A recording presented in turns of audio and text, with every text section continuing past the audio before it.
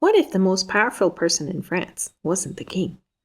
This is Diane de Poitiers, and she could tell you a thing or two about being powerful. Well, not officially anyway. Because in the 16th century, real influence often worked behind the scenes, and no one played that game better than Diane. She wasn't born a queen. She didn't marry into the royal family. She was simply the mistress.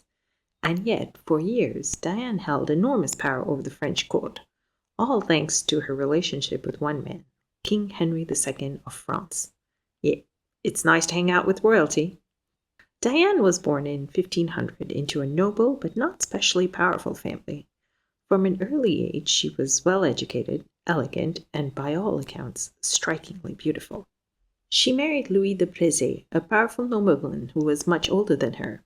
When he died in 1531, Diane was left a wealthy widow at just over the age of 30. Instead of remarrying, she chose something far more strategic: independence.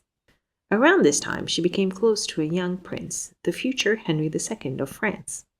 Henry was a deeply traumatized young man. As a child, Henry and his older brother were sent into captivity for 4 years as hostages in exchange for their father, Francis I, who had been captured in battle against the Spanish. The 27-year-old Diane was already at court when the 7-year-old Henry was sent to Spain, and he remembered her when he returned. It was when Henry was 15 years old that the 35-year-old Diane made her move. Diane didn't just romance the young prince. She became his mentor, his confidant, and arguably the most important person in his life. Henry was deeply devoted to her, almost obsessively so. And should I mention, Henry already had a wife, a certain Catherine de Medici, who was the same age as him. However, it was Diane who was his favorite, and openly so.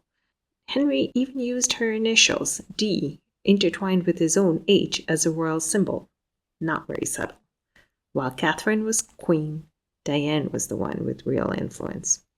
When Henry became king in 1547, Diane's power reached new heights. She was no longer just close to the king, she was at the center of the court.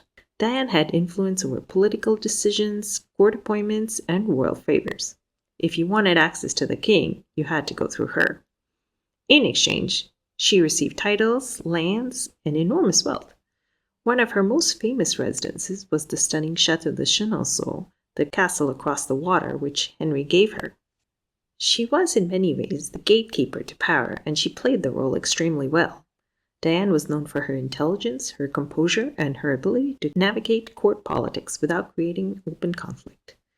Meanwhile, Queen Catherine de Medici had to watch all this from the sidelines. Catherine had the title, but not the influence, at least not yet. For years, Catherine tolerated Diane's position, likely because she had no real choice. As long as Henry II lived, Diane's power was secure. But everything changed in 1559. During a tournament in Paris, Henry was injured in a jousting instead. A splinter from a lance pierced his eye. He died days later, and just like that, Diane's world collapsed. Catherine did not allow Diane by his side. With the king gone, so was Diane's protection. As Queen Mother, Catherine was now one of the most powerful women in France, and she moved quickly. She forced Diane to return Château de Chenonceau to the crown and replaced it with another residence nearby, the less prestigious Château de Chaumont-sur-Loire. It was a clear message: your time here is over. Diane, knowing her options, withdrew from court life and lived quietly for the rest of her years. She died in 1566 at the age of 66.